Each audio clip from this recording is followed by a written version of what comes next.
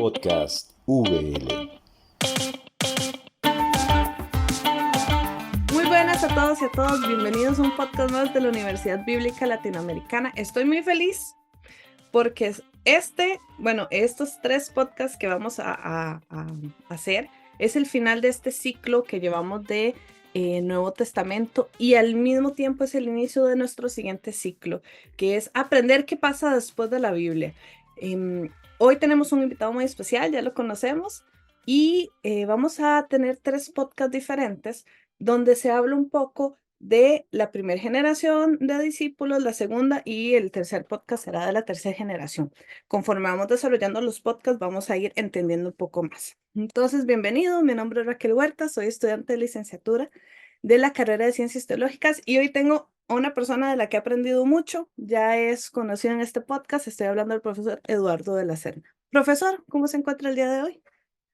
Hola, ¿cómo están? ¿Cómo estás vos? ¿Y cómo estás tú, perdón? ¿Y cómo están todos y todas? Bueno, acá estamos muy bien. Acá Costa Rica está bastante caliente el día de hoy. El profesor nos acompaña desde Argentina. Y entonces, profesor, ¿cómo introducimos esto? ¿Por qué no empezamos hablando de qué quiere decir primera generación? A ver, para entendernos bien, vamos a partir de un dato fundamental obvio. Jesús murió, lo matan, para ser más exactos. Ahora, cuando a Jesús lo matan, ¿qué pasa? ¿Mm? Está claro que a Jesús lo siguió mucha gente y no lo siguieron todos por la misma razón o motivo. Algunos lo seguían por expectativas más políticas, otros por expectativas más proféticas, otros por expectativas más sapienciales, etc. No es cuestión de ubicarlo porque tampoco lo podemos afirmar con toda precisión. Lo cierto es que a Jesús lo siguieron distintas personas por distintas razones. Por supuesto, todas bíblicas, judías, pero razones distintas. Obviamente, cuando a Jesús lo matan, todas esas expectativas se derrumban. Es decir, si yo lo seguía, por ejemplo, porque yo creía que él iba a destruir el poder político romano, obviamente el poder político romano destruyó a Jesús. Si yo lo seguía porque creía que era un gran profeta que se ha levantado entre nosotros, obviamente este profeta no me está dando buen resultado, por decirlo así, etc. Esto se ve claramente en 2 textos muy conocidos, muy simples, ¿no? Los discípulos de Maús, nosotros pensábamos que él iba, etc. Y la otra, en el texto del Evangelio de Juan, Pedro diciendo, voy a pescar. Es decir, eso de ser pescador de personas fue bueno mientras duró, pero volvamos a lo nuestro, que era pescar pescados, porque pescar personas fracasó. Nosotros vamos con vos o contigo y listo. Es decir, las 2 expectativas muestran la desilusión o el fracaso de la expectativa. Por supuesto, y acá viene la clave, la resurrección, haya sido como haya sido, la hayan vivido como la hayan vivido, experimentado como la hayan experimentado, la resurrección les devuelve el alma al cuerpo. Pero, y acá viene la generación nueva, con una pregunta más. Y es la pregunta, entonces, ¿quién era? Porque yo lo seguía por A, tú lo seguías por B y él o ella lo seguían por C. Pero ahora resulta que eso, A, B, C, había colapsado, pero de golpe ahora lo encontramos de nuevo vivo. Entonces, ¿quién era? Y acá vienen entonces las respuestas a esta pregunta. Para decirlo teológicamente, acá nace la cristología. O sea, Obviamente va a haber si era Cristo o quién era el Cristo o por claro, qué, claro. cómo. Ajá, ¿Quién no? ¿Quién responder no? esas ¿Quién era? preguntas que quedaron en el aire. Ujú. A esta pregunta, ¿quién era? La primera respuesta, la más fácil, es el Cristo. Ahora, también es cierto, como lo sabemos bien, la palabra Cristo era una palabra ambigua. Y esto de la ambigüedad les pediría que lo tengan presente porque nos va a ser útil. Es decir, Cristo podía ser un futuro rey, pero Cristo también podía ser un sacerdote. Cristo podían ser un rey y un sacerdote. Es decir, había distintas expectativas mesiánicas en Israel, no había una expectativa mesiánica. Es decir que los judíos esperaban un Mesías, así, asá, no es verdad. Había judíos, quizás muchos, la mayoría tal vez, que esperaban un Mesías político, pero otros esperaban un Mesías sacerdotal, otros esperaban dos Mesías, otros esperaban un Mesías celestial, otros no esperaban ningún Mesías. Es decir, había distintas expectativas. Y entonces la ambigüedad permite a los seguidores de Jesús decir el Cristo. A lo cual viene la pregunta, ¿y dónde dice en la Biblia que al Cristo lo van a matar? Isaías 53, es decir, cuarto canto del siervo sufriente. Es decir, alguien que sufre, víctima de personas, pero ese sufrimiento repercute beneficiosamente en favor de la comunidad. Ahí tenemos entonces la primera respuesta, será el Cristo. Otros van a decir que no es distinta del todo a esta, será hijo. La palabra hijo también es ambigua. ¿Por qué? Porque hay que recordar que para la Biblia, por ejemplo, Éxodo 4, Oseas 11, hijo es Israel.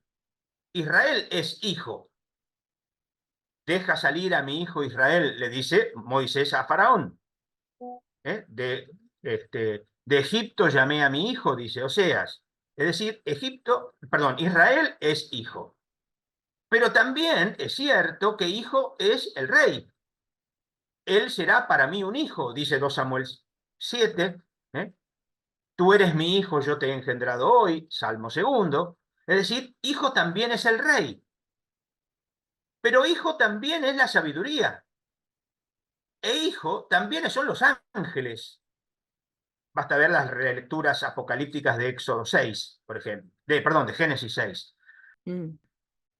Es decir, hay una ambigüedad también en el hijo. Y todavía,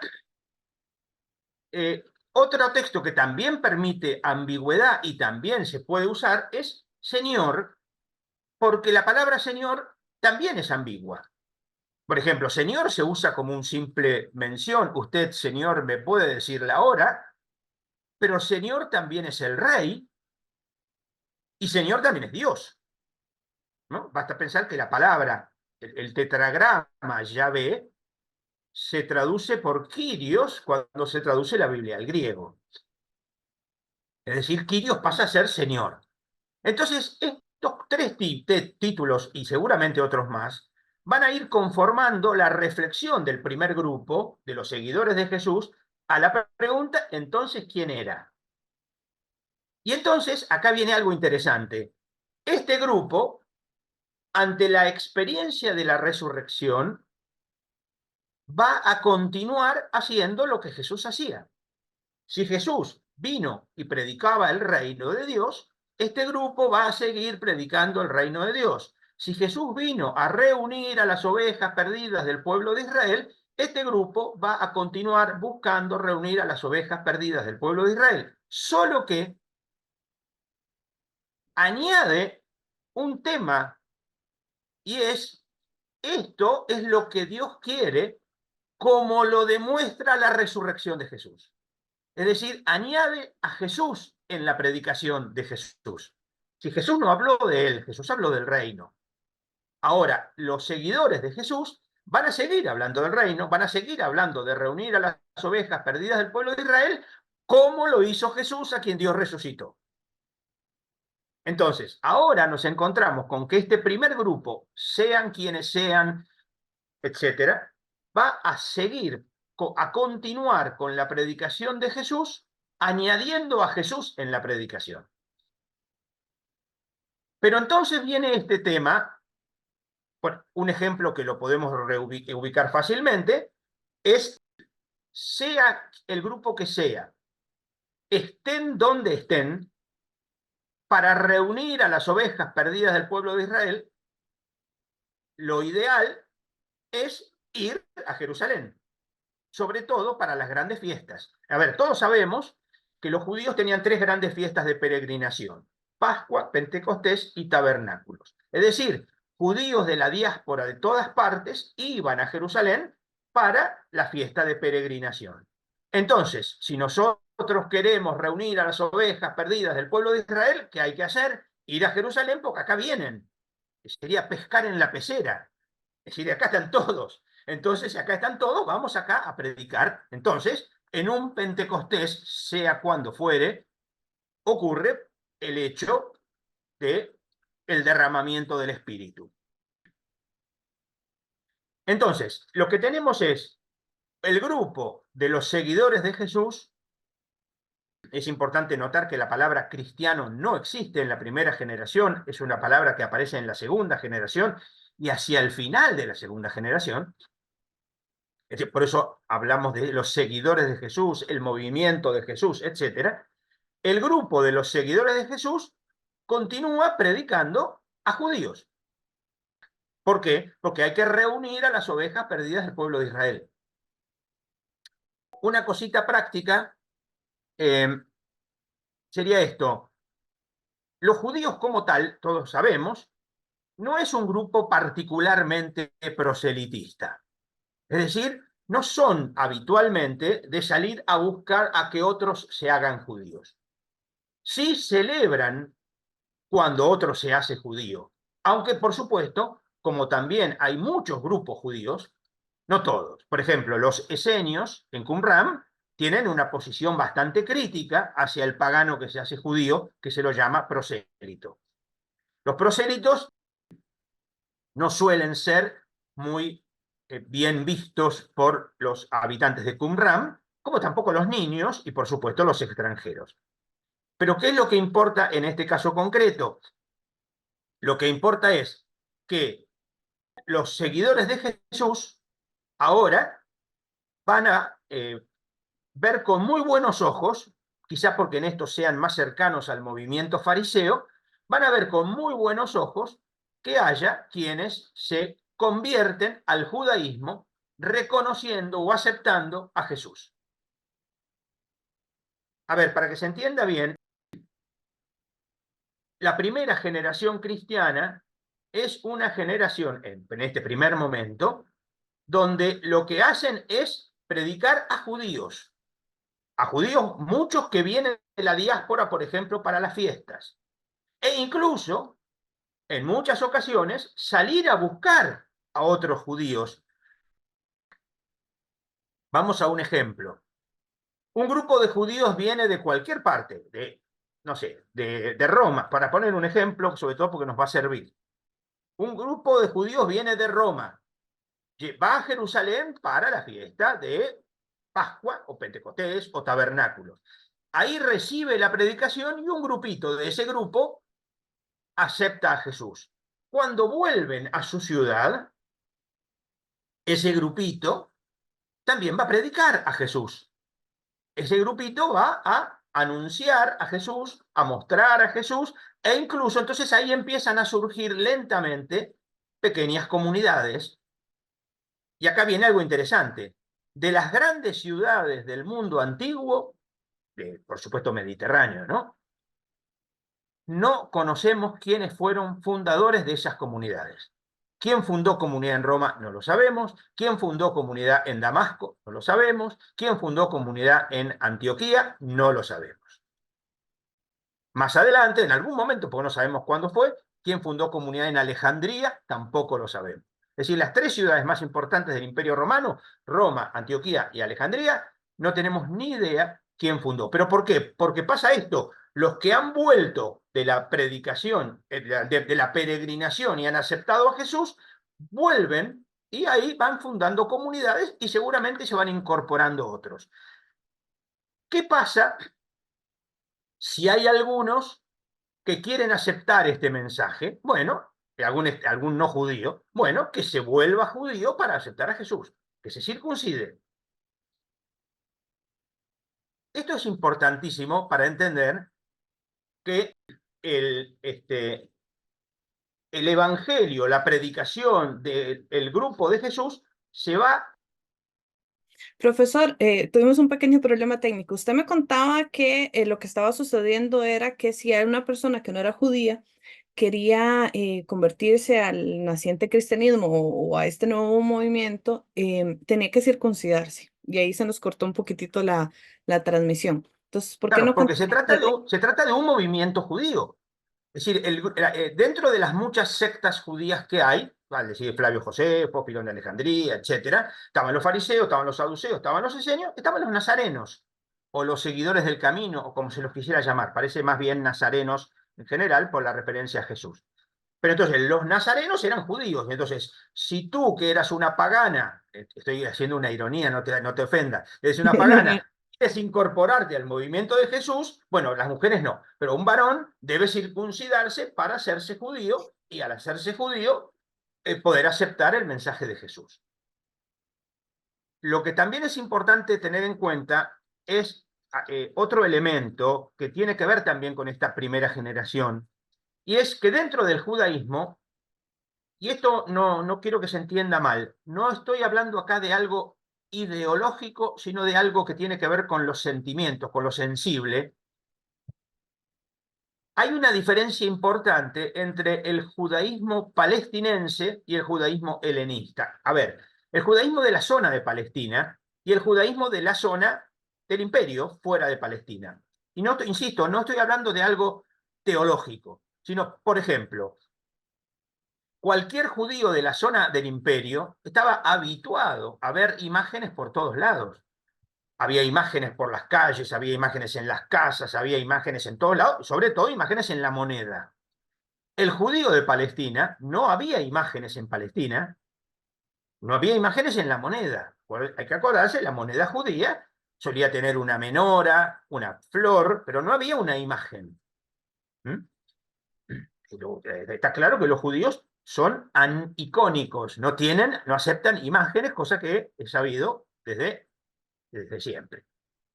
Otro elemento, los judíos del mundo romano, greco-romano, del Imperio Romano, leían la Biblia en hebreo, mientras que los judíos del mundo palestinense leían la Biblia en hebreo, a lo sumo retraducida al arameo. Perdón, profesora, y cuando usted dice Biblia, no estamos hablando de la Biblia que conocemos hoy, ¿verdad? Estamos hablando de No, no, la Torá del está Antiguo hablando de la Testamento. Torá, los Ujú. profetas y los salmos, y los sapienciales, la Tanaj, como la llaman los judíos hoy. ¿Mm? Es decir, estamos hablando de lo que sería, entre comillas, el Antiguo Testamento. También es cierto que no hay un canon todavía entre los judíos. A ver, había libros que estaba claro que eran de la escritura, está escrito tal cosa, pero no había un canon, no había una lista. Y entonces los saduceos tenían una lista, los fariseos tenían otra lista, los esenios tenían otra lista, los genóquicos tenían otra lista, pero a los efectos la leían en hebreo o la leían en griego. Otro elemento es que cualquier judío de la diáspora iba a la sinagoga, en cambio el judío de Palestina iba al templo.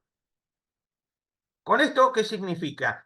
Que los judíos de la diáspora tenían una mayor resistencia a la sensibilidad judía frente al pagano. ¿Por qué? Porque era con el que convivían en el día a día. Basta pensar que si yo tengo un negocio y viene un pagano a comprarme, yo no le puedo decir, ah, no, pero a mí no me dé monedas con imágenes. Obviamente, no, señor, esta es la moneda que hay acá, ¿no? En cambio, en Israel no se aceptan monedas con imágenes. Bien, entonces, ¿qué significa esto? Cuando los judíos empiezan a pensar, y acá basta pensar un ejemplo muy sencillo, cuando los judíos seguidores de Jesús empiezan a decir, entonces era el Cristo, ¿y dónde dice que al Cristo lo van a matar? Isaías 53, y entonces Jesús murió por nuestros pecados, como lo dice, por ejemplo, en un texto citado, no es de Pablo, sino que Pablo lo cita, en 1 Corintios 15:3, ¿no? Yo a mi vez recibí que Cristo murió por nuestros pecados. Si Cristo murió por nuestros pecados, ya el templo, el tema de la oración por los pecados, los sacrificios por los pecados, ya no tiene sentido. Y entonces se empieza a relativizar el templo, nada menos que el templo. Entonces, para los judíos de Palestina, esto era casi una herejía. ¿Cómo el templo relativizaba? Y sobre todo para los sacerdotes que hacían dinero con el templo. Bueno, eso es aparte. Pero, entonces, digamos, el templo empieza a estar relativizado. No digamos nada de otros temas centrales del judaísmo, como el sábado, que Jesús lo relativiza, le da importancia, pero lo relativiza. Y enseguida vamos a ver también la circuncisión. Por lo tanto, tres temas principalísimos del judaísmo: templo, sábado, circuncisión. El grupo de los seguidores de Jesús lo empieza a relativizar. Empecemos con el templo. ¿Qué pasa con los judíos más religiosos, judaísmo, de judíos palestinenses, con estos seguidores de Jesús de afuera, de la diáspora, que vienen acá y relativizan el templo, y entonces dicen que no hay que ir al templo, o el templo es importante, sí, pero no tanto, etc.? Acá empieza la persecución. Es decir, la persecución empieza porque se están relativizando las tradiciones de nuestros antepasados. Acá hay que recordar que Pablo, cuando salta y dice que él perseguía, lo que él dice es que era celoso de las tradiciones. Es decir, pensar que Pablo perseguía a los seguidores de Jesús porque decían que Jesús era el Cristo, eso es anacrónico. Eso es anacrónico. Pablo no perseguía por eso. Pablo, como muchos judíos palestinenses, perseguía a los judíos helenistas que seguían a Jesús porque relativizaban las tradiciones de los antepasados. Y entonces, acá viene que muchos de los que estaban en Jerusalén y alrededores tienen que volverse a sus territorios porque son perseguidos y a nadie le gusta que lo maten, por lo menos en aquella época, ¿no? Entonces, acá es donde vuelve a aparecer de nuevo en un segundo momento seguidores de Jesús que vuelven a sus lugares de origen y entonces empiezan a anunciar. Y acá surge algo raro. Cuando un grupo empieza a predicar a Jesús a judíos, a ver, yo predico acá porque somos todos judíos, pero lo predico al aire libre, por ejemplo, en el negocio. Yo tengo un negocio, vienen tres judíos a comprar, les cuento que vino Jesús, bla, bla, bla. Esos judíos se interesan, pero también hay 2 o 3 paganos que pasan por ahí y escuchan. Ah, esto a mí me interesa. Antes, ¿qué era lo que había que decirle? Tenés que circuncidarte. De hecho, ahí tenía una pregunta casualmente, porque recuerdo que supongo que ahorita lo vamos a abordar, que hubo en la Biblia nos relata un problema que hubo entre los que predicaban a judíos y los que predicaban a los no judíos. Y estaba este problema de si se tenía que circuncidar o no, o Claro, incluso claro. una Bueno, vez escuché, que no me acuerdo el nombre, pero eran estos seguidores de Jesús que, o sea, bueno, de Jesús, del mensaje de Jesús, que lo aceptaban y todo, pero decían, no me voy a circuncidar. Entonces tenían como, no me acuerdo el nombre, pero eran seguidores, pero no se aceptaba porque en ese momento no se habían convertido a judíos. Entonces, esto que usted me está contando va por ahí, Claro, claro, pero es en anterior. estos Es el momentos. primer paso. Todavía no había empezado eso. Acá empieza. Acá empieza que hay algunos en Antioquía que dicen que no hace falta porque ya están unidos a Cristo, y si ya están unidos a Cristo, la circuncisión no tiene sentido porque en Cristo ya está. A ver, acá hay que recordar que los que se querían convertir antes solían hacer un lavado de su pasado, de su impureza pasada. Este tipo de bautismo se lo suele llamar bautismo de los prosélitos. Entonces uno se bautizaba, se limpiaba de sus pecados pasados, de su impureza por pasada, y se circuncidaba para incorporarse al judaísmo. ¿Qué es lo que dicen acá los de Antioquía? Con esa purificación, con ese bautismo en Cristo, ya está. Y como hay un bautismo en Cristo, ya está. Y entonces saltan el problema.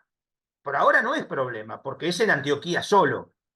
Solamente en la ciudad de Antioquía, está bien, la segunda o tercera ciudad del imperio, nada menos, empieza a haber un grupo que acepta a los seguidores de Jesús que no vienen del judaísmo solamente con el bautismo. ¿Por qué? Porque se unen a Cristo, se sumergen en Cristo, bautismo quiere decir sumergirse, se sumergen a Cristo y ya está. En Cristo está.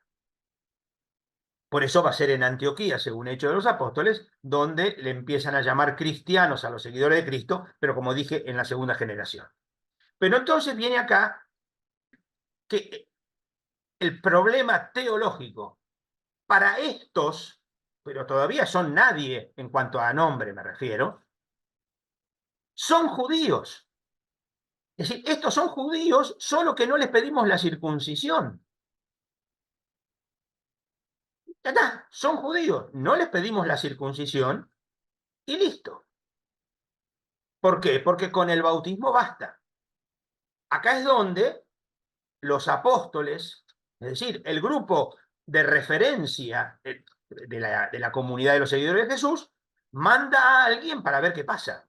Y lo mandan a Bernabé. ¿Por qué? Mandan a un judío helenista, no van a mandar a un judío palestinense a Antioquía. Sería entrar en pelea.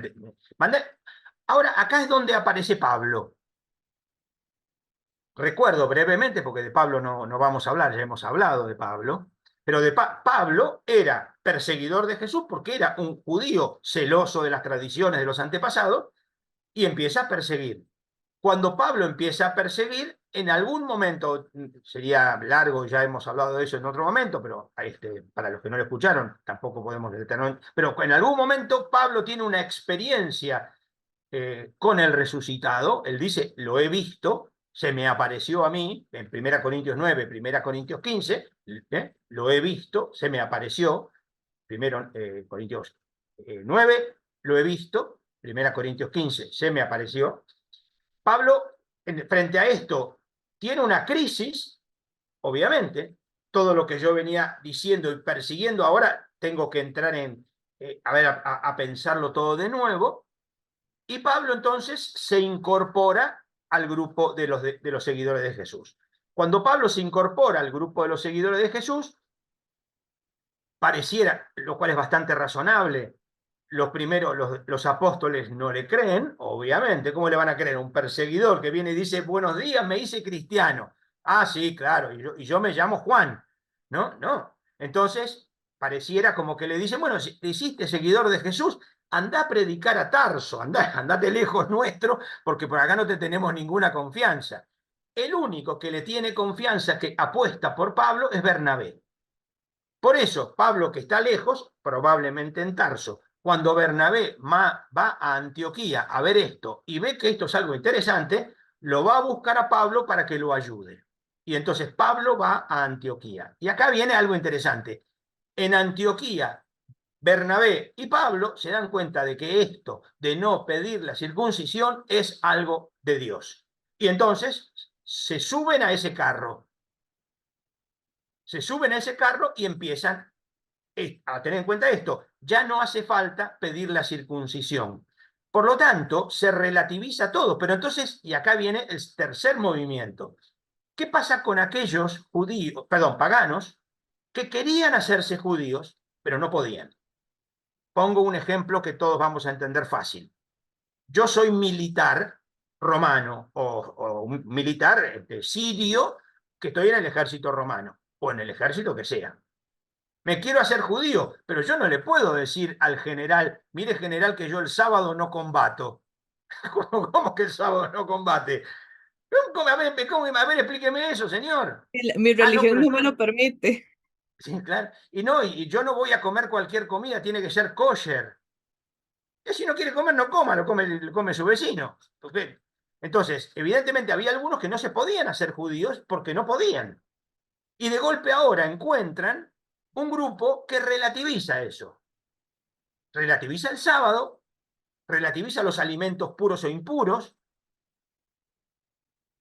El Evangelio de Marcos, y después lo siguen los otros, lo atrasa a Jesús eso, que probablemente no sea de tiempo de Jesús, pero lo interesante acá es que empieza a relativizarse eso. Entonces, este grupo que se quería hacer judío, pero no podía, ahora se puede hacer judío. Estos son los que se llaman los temerosos de Dios. Querían hacerse judíos, no podían, ahora pueden. Y entonces, ahora nos encontramos con grupos, probablemente para empezar los temerosos de Dios, pero no solo los temerosos de Dios, que se incorporan al judaísmo sin circuncisión. Insisto, todavía en Antioquía. Ahora, ¿acá qué pasa? Acá aparece Pablo, que era una topadora, ¿no? Entonces Pablo dice, a ver, vamos por partes. Si nosotros no le vamos a pedir la circuncisión a los que vienen, ¿por qué no los vamos a buscar? Es decir, ¿por qué no vamos a buscar a otros ahora, ya que nos queda claro esto? Entonces, el grupo de los seguidores de Jesús, que hasta ahora era una secta restauracionista, vine a reunir a las ovejas perdidas del pueblo de Israel, ahora se transforma en una secta proselitista. Vamos a buscar. Perdón, profesor, ahí, solo para hacer una pausa, para recalcar algo que ya dijimos, pero siempre es bueno recalcarlo. Estamos hablando de que esta primera generación, ahorita que estamos hablando de Pablo y de estos nuevos miembros que se van integrando sin circuncisión, aunque después se les va a llamar cristianos, o sea, ellos seguían siendo judíos, porque Claro, es claro. importante recordar que Jesús nunca fue cristiano, Jesús era No, no, judío. y Pablo tampoco. Pero no, pero lo de Jesús es más fácil, pero Pablo tampoco. Pablo no fue cristiano. Pablo fue judío y Pablo estaba convencido. Lo que pasa es que está convencido de que estos también son judíos, solo que no se les pide la circuncisión. Sí, sí, no, me gusta aclararlo porque a veces siempre tenemos esta idea de que Jesús funda el cristianismo y es lo que predica, ¿verdad? Y no, en realidad, por lo menos la palabra cristiano, ¿verdad? Aparece mucho tiempo después. Y estos primeros discípulos y esta primera generación seguía siendo judío. Y aquí viene una pregunta que quería hacerle, tal vez para acomodarnos un poquitito en fechas. Eh, Sí, yo sé que es un poco relativo al mismo tiempo, pero si tuviéramos que acomodar esta generación en una fecha, estaríamos hablando antes del 70, ¿cierto? O sea, como después de No, Jesús. muchísimo, ¿no? Pero, a ver, Jesús muere, lo matan más o menos en el año 30. Estamos hablando del año 33, 35, 40 con toda la furia. Faltan todavía tres cuartas partes de la primera generación para avanzar. Pero lo Por eso, o interesante es que sea, acá pero sí, sí, la primera generación sí abarca ese periodo, solo como para ir del 30 al acomodándonos 70, un más o poquito. menos del Ok, 30 al sí. 70. Claro. Y entonces Ahora, aquí ya estamos en el 40, estamos hablando de sí, Pablo, sí, sí, sí, por claro, ahí, por claro. esos años. Ajá. Ahora, para redondear un poquito esta idea, esto pasa, como digo, en Antioquía y salen a buscar a otros precisamente por esto. Ahora, todo parece indicar, esto habría que demostrarlo, pero no nos da el tiempo. En algún momento se enteran Pablo, Bernabé y otros más que hay una situación complicada, hambre, en Jerusalén, en las comunidades cristianas o los seguidores de Jesús de Palestina. Y entonces llevan una ayuda a Jerusalén y aprovechan para hablar de este tema. Es decir, llevan una ayuda frente al hambre, aprovechan para hablar de este tema, solo que lo hablan un poco entre nosotros cuatro, digamos. Es decir, según pareciera, según dice Gálatas 2, Pablo, Bernabé y quizás Tito, y Santiago, Pedro y Juan. Nada más. Que ellos se dan cuenta, según dice Pablo en Gálatas 2, se dan cuenta que esto que están haciendo en Antioquía está muy bueno, es de Dios, es del Espíritu, y entonces se dan la mano en señal de comunión. Palabra clave, koinonía. Ahora, tenemos un problema, que esto lo decidieron un grupo, pero entonces va a haber otro grupo que no lo sabe y que no está de acuerdo con esto y que siguen insistiendo en que hay que pedirle la circuncisión. ¿Qué clase de judío no está circuncidado? Sería la idea. Y entonces, acá viene, Pablo y Bernabé vuelven a Antioquía, Santiago queda en Jerusalén, Pedro lo ponen preso, y cuando lo ponen preso y se libera, lo libera un ángel, no me importa acá la distinción, lo que importa es que Pedro se libera. Queda libre. Pedro, Ajá. Pedro, acá hay un dicho en Argentina que no existe en otras partes, por lo que yo sé, que dice, soldado que huye sirve para otra guerra, ¿no? Entonces, acá Pedro se va de Jerusalén y queda Santiago en Jerusalén y Pedro probablemente vaya a Antioquía, porque era la ciudad más importante de la región.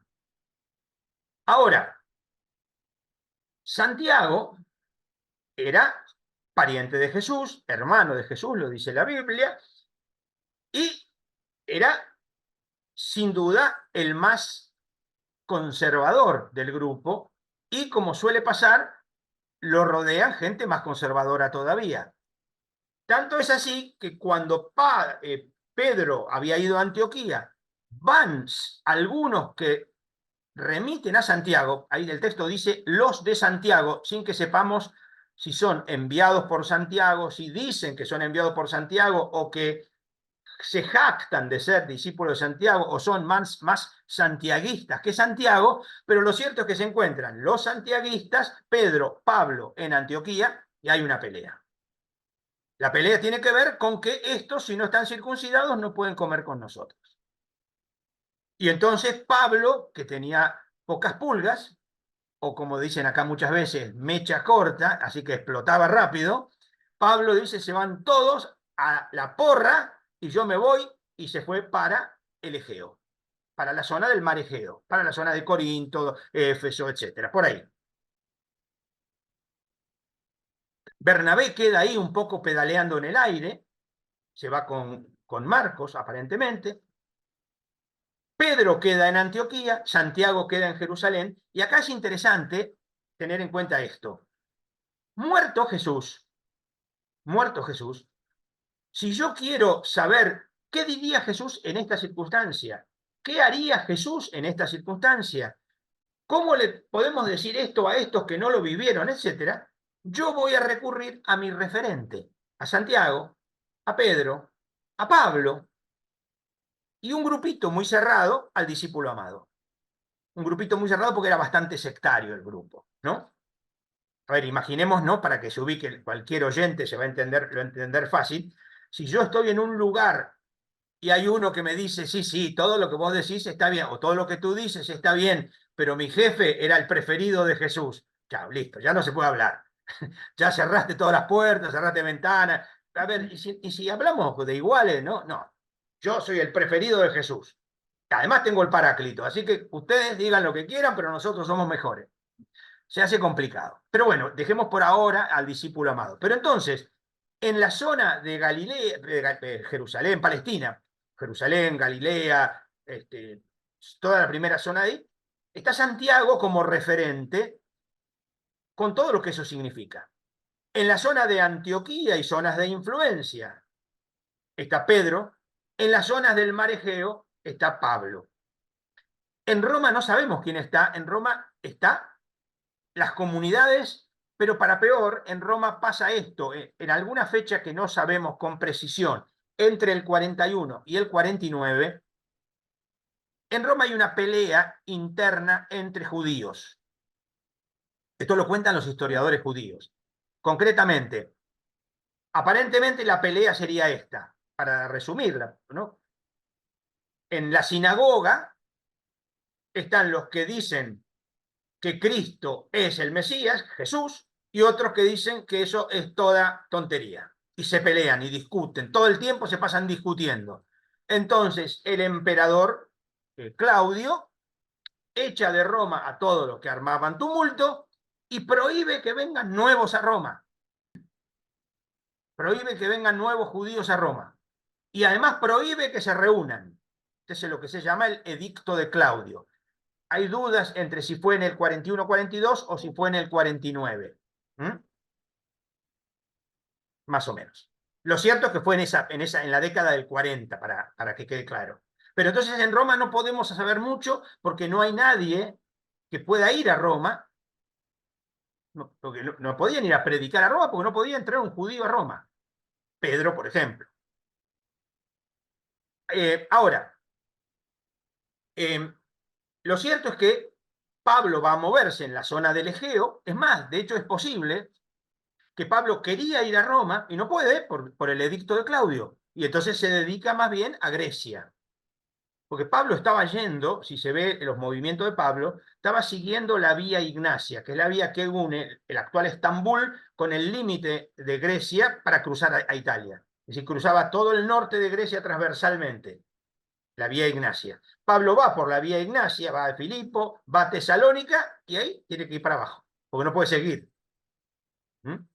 Pero bueno, Vamos por partes entonces. Tenemos en el sur, perdón, en Galilea, Palestina, etcétera, el grupo de Santiago, un grupo totalmente judío, porque además es lógico, son judíos y no hay nada más que judíos.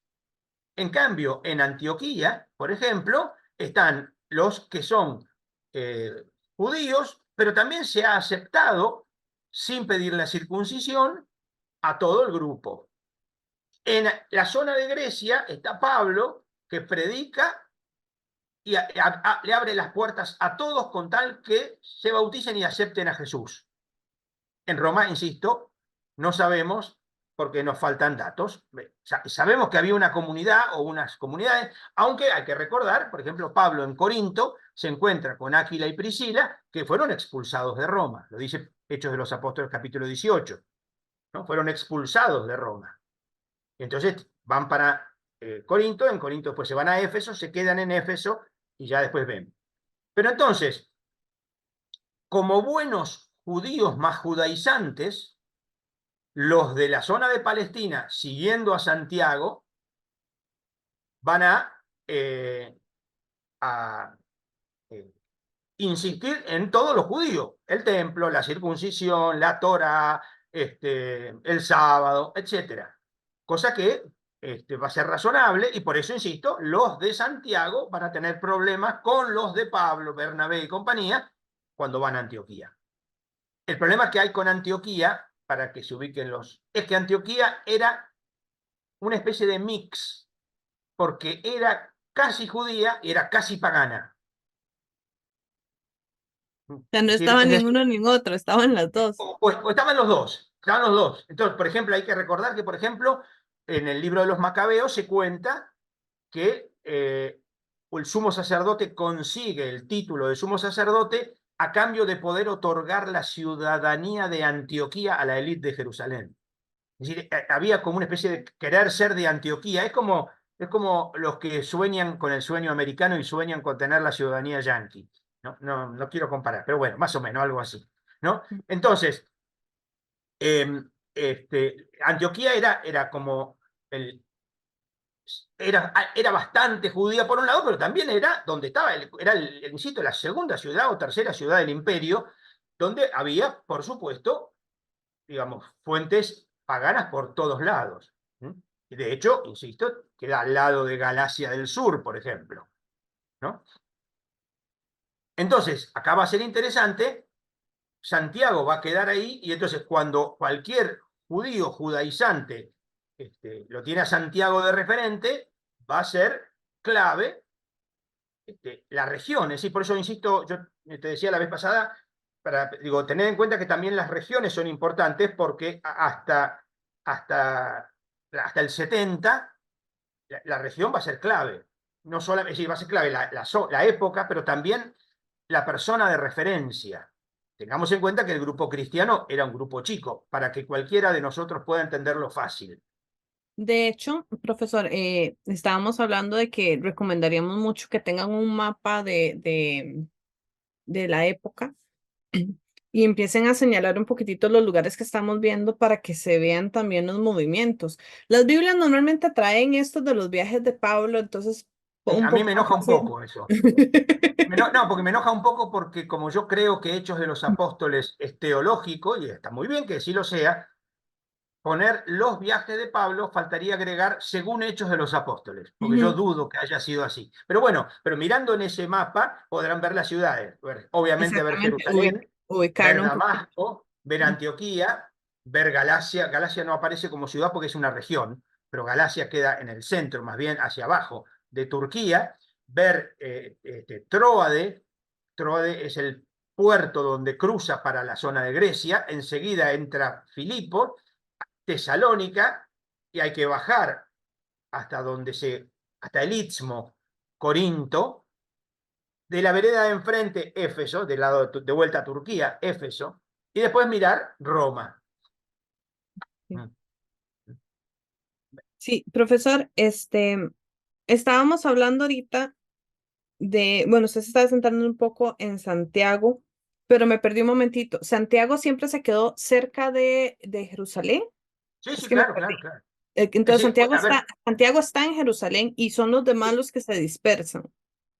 a ver, puede ser que Santiago haya, no lo sabemos con precisión, que Santiago haya viajado, pero por la zona de Galilea, pues sí puede haber ido a Cesarea, puede haber ido a Galilea, etcétera, porque ahí tenemos otro problemita que no tenemos mucho dato, pero que lo pensaba mencionar un poquito al pasar, es, a ver, está claro que Jesús forma su grupo en Galilea. El grupo de Jesús eran de Galilea. Jesús va a Jerusalén para la fiesta. En Jerusalén hay un grupo de seguidores de Jesús, sin duda. Pero los que estaban en Galilea, que se mudaron todos a Jerusalén, o en Galilea quedó un grupo.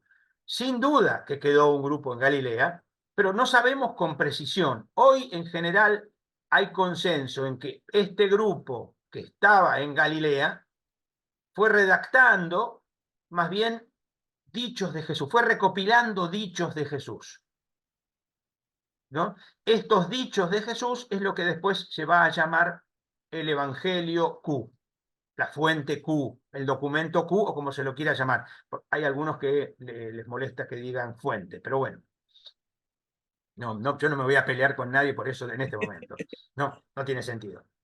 Pero digo, es decir, es posible que en Galilea haya habido un pequeño grupo que haya puesto mucho el acento en Jesús en el sentido sapiencial, y eso es el grupo Q, Sí, pero en que la de zona de Galilea. para la ciencia bíblica y el estudio del Nuevo Testamento, esta fuente es muy importante. O sea, Por se supuesto, menciona. es la fuente de la que se nutren Mateo y Lucas, nada menos. Sí, sí. Pero Profesor, bueno, sí, íbamos por Santiago. Santiago. Pero como acabamos de hacer tantas intervenciones, si quiere nos vuelve a ubicar para recordar bien dónde estaba cada discípulo, porque vamos a centrarnos un momentito en Pablo, Pedro, el discípulo amado, y Santiago. Entonces, en este momento que Santiago está predicando, ¿dónde estaban todos los demás? Como para nada más Por tener la eso, a ver, visión y poder Santiago ubicarlo. está, Santiago está en Jerusalén, Ajá. Pedro está en Antioquía, Ujú, Pablo está en la zona del Egeo, probablemente en Éfeso haya hecho su centro de su cabecera, ujú. probablemente. En Roma, como digo, no tenemos nadie en particular. Porque Y fueron, el ajá. discípulo amado tiene su grupito chiquito, probablemente en Jerusalén o en la zona de Jerusalén, y van a migrar cuando se aproxima el conflicto bélico, y van a migrar hacia el norte. El conflicto bélico estamos hablando ya cerca del 70, ¿verdad? Sí, claro, no, en el año 66, si se acuerdan, los celotes le declaran la guerra a Roma, que sería lo mismo que si Costa Rica le declara la guerra a Estados Unidos, más o menos algo así de sensato, ¿no? Pero bueno, ¿no? Los celotes le declaran la guerra a Roma y empieza el conflicto bélico, y bueno, obviamente Roma responde, y Roma responde con Con todo todo. su peso, con todo el peso de su ejército. Tienen un parate, pero tienen un parate porque se muere Nerón. Entonces, cuando se muere Nerón, hay 5 emperadores en un año y medio, y entonces el jefe del ejército en Palestina viaja para apoyar, etcétera, lo nombran a él gobernador, queda su hijo, y su hijo continúa la guerra y destruye Jerusalén. Es decir, del 66 al 70 se construye. Ahora, acá viene algo interesante, y es, acá hay que recordar que Roma siempre ponía en los lugares gobernantes del lugar para que conocieran bien las cosas y que yo cuánto, y además para que cuando hay conflicto lo tuvieran ellos y no Roma, ¿no? Ahí es donde lo ponen a Herodes, etcétera, etcétera, etcétera. Ahora, ¿qué pasa cuando no tienen a nadie? A ver, porque el tema fue, cuando muere el rey Herodes, lo nombran a Antipas en la zona de Galilea, pero lo nombran a Arquelao en la zona de Judea y Samaria. Pero Arquelao es un tonto. Es un tonto que en menos de 5 años ya quería ser rey porque yo tengo derecho, que yo cuánto. Roma le pega una patada, lo manda a Europa, que yo cuánto, y pone un procurador. Acá donde después va a estar Poncio Pilato, ¿no? Para que nos ubiquemos. Procurador. Entonces, el procurador, ahora, ¿qué pasa cuando muere un procurador? Entonces Roma tiene que mandar otro procurador, pero hasta que llega puede pasar casi un año. Digo esto ¿por qué? Porque muerto el procurador,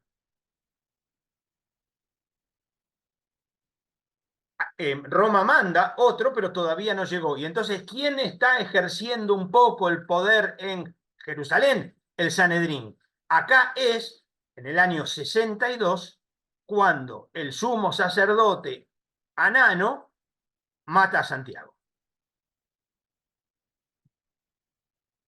Ok. Es decir, en el año 62, Santiago murió, lo mataron, y enseguida va a empezar el conflicto bélico. Cuando empieza el conflicto bélico, obviamente muchísimos judíos, seguidores de Jesús, van a ser asesinados y otros muchos huyen. Por ejemplo, el pequeño grupo que seguía al discípulo amado, huyen para el norte. Probablemente van a atravesar Siria y van hacia Éfeso. Ok. Ahora, Ajá, sí, perdón. no, no. No, no, que ahí estamos. Es que estoy intentando, como hay que llevar todas las historias al mismo tiempo, ahí estoy intentando, porque ya estamos en el año 60, y estoy intentando ubicar a todos los demás. Pablo, Pedro y bueno, el discípulo amado, o los seguidores del discípulo amado huyen, y Pablo y Pedro todavía siguen en los lugares en los que usted mencionó, o ya No, no, se ven. ahora vamos, ahora por eso te decía que tenemos que ir y volver en el tiempo, Ajá, porque, por ok, ejemplo, ahora Pedro está en Antioquía. Pedro va a ser, a ver, Pedro tenía un nombre, lo cual invita a una mirada más personalista, la figura el apóstol central, el apóstol principal, o como se lo quiera llamar. Y por supuesto que Pedro va a ir y volver por toda la región de Antioquía, pero Pedro quiere ir a Roma. Pero claro, en principio no puede. Pero ¿qué pasa en Roma? A ver, voy a volver a Antioquía, pero digo qué pasa en Roma para que se entienda por qué Pedro va a dejar Antioquía. Perdón, en Roma, ¿qué pasa? El emperador Claudio, que yo les decía, es el que pone el edicto que impide la llegada de nuevos personajes judíos y que echa judíos de Roma, tenía un hijo adoptivo, un tal Nerón. Pero además tenía un hijo biológico, pero su hijo biológico todavía era muy chico. Entonces, su hijo adoptivo y preferido era Nerón, pero Nerón se empieza a dar cuenta que el hijo de Claudio crece. Y si el hijo de Claudio crece, él no va a ser el preferido, es decir, el sucesor. Entonces, ¿qué es lo que hace Nerón incentivado por su santa madre? Lo invita a comer y podés creer que le cayeron mal los hongos y se murió el pobre Claudio. Lo pobrecito. envenenaron. Así sencillamente, vulgar y silvestre, lo envenenaron a Claudio y asume Nerón. Cuando asume Nerón, Nerón empieza un gobierno totalmente humanista, con muy buenas relaciones con los judíos, y entonces los judíos pueden volver a Roma. Y ahí estamos hablando como en qué año más o menos.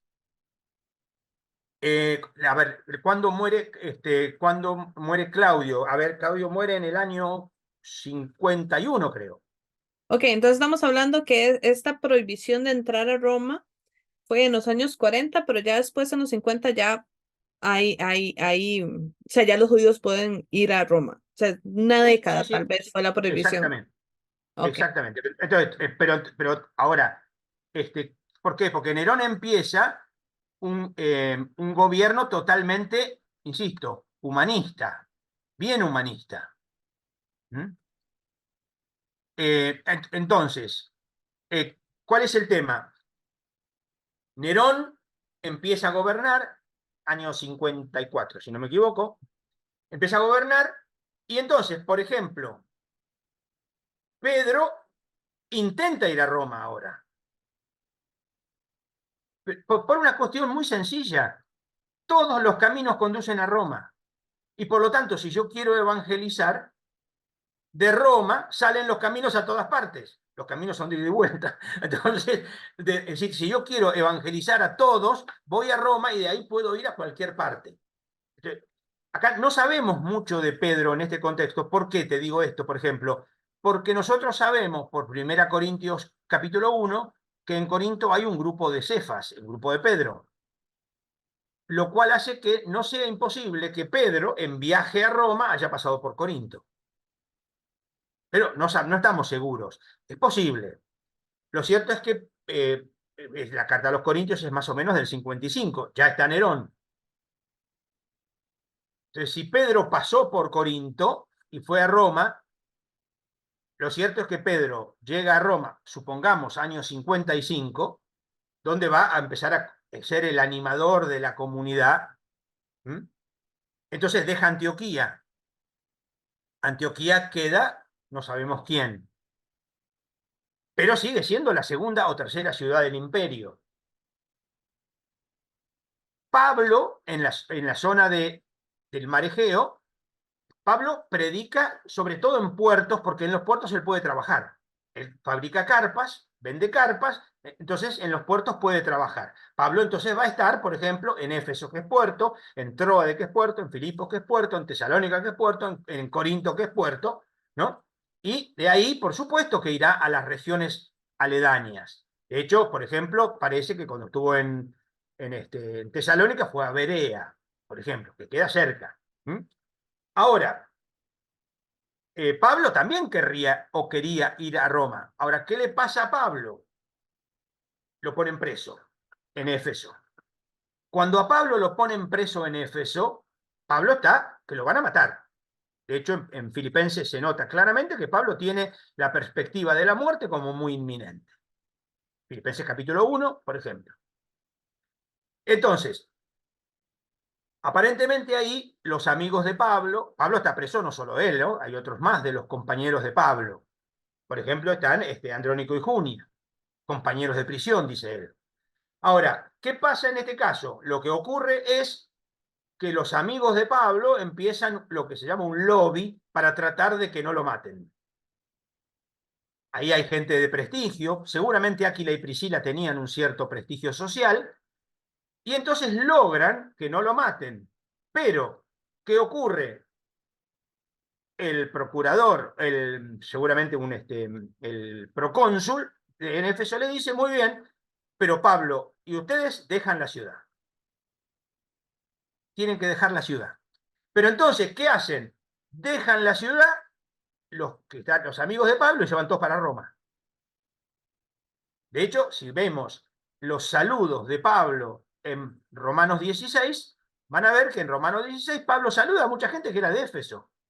Saluda a Aquila y Priscila, saluda a Epéneto, creo que era, primicias de Acaya, saluda a Andrónico y Junia, mis compañeros de prisión. Es decir, Pablo saluda a muchos que estaban con él en Éfeso, que tuvieron que dejar. Pablo no va a Roma en el primer momento porque quiere terminar de recolectar la colecta para poder entregar la colecta y de ahí ir a Roma. Y acá viene otra vez el tema de la circuncisión. Yo estoy juntando dinero para todos, porque cuando Pablo había ido a Jerusalén le habían dicho que no se olvide de los pobres, pero que claro, cuando Pablo fue, si se acuerdan, lo dije, porque había una situación de hambre. Entonces Pablo, en todas las comunidades donde va, les pide ayuden a los de Roma, ayuden a los de Roma. Y mandan dinero, mandan alimentos, no sabemos qué. Por iniciativa de algunos, probablemente de Corinto, hacen una gran colecta en toda la región. Entonces juntan todo el dinero de toda la región y lo van a llevar a Roma. Ahora, Pablo sabe esto, que ese dinero es dinero de paganos. Y los que creen que sin circuncisión no son judíos, no lo van a aceptar. No van a aceptar el dinero porque es dinero manchado, como el dinero que Judas entregó y lo usaron para comprar un campo para enterrar paganos. ¿Se acuerdan? Entonces, ¿qué hacen acá? En el dinero que se junta lo van a llevar a Jerusalén. Pablo sabe que es posible que no lo acepten. De hecho, en Romanos 15 dice, les pido que luchen juntamente conmigo rezando en sus oraciones para que los incrédulos de Judea no me reciban lo que yo les estoy dando. Los incrédulos son los que se niegan a reconocer a los no circuncidados como verdaderos hermanos. Para ir redondeando, porque yo creo que ya estamos por llegar a la hora, ¿no? Entonces, acá tenemos que Pablo va a Jerusalén y de ahí viaja a Roma, probablemente por sus propios medios. Hechos dice que fue preso, es posible que no. Pero entonces ahora en Roma, ¿qué ocurre? Ocurre que Nerón, que empezó un gobierno muy humanista, pero después empezó a enloquecer, cuando empezó a enloquecer, la situación era muy conflictiva, el pueblo no lo quería nada, y cuando ocurre un incendio en Roma, lo van a acusar a Nerón de haber provocado el incendio, y entonces Nerón, como chivos expiatorios, dice que los que causaron el incendio fueron los cristianos. Y entonces mata a Pedro.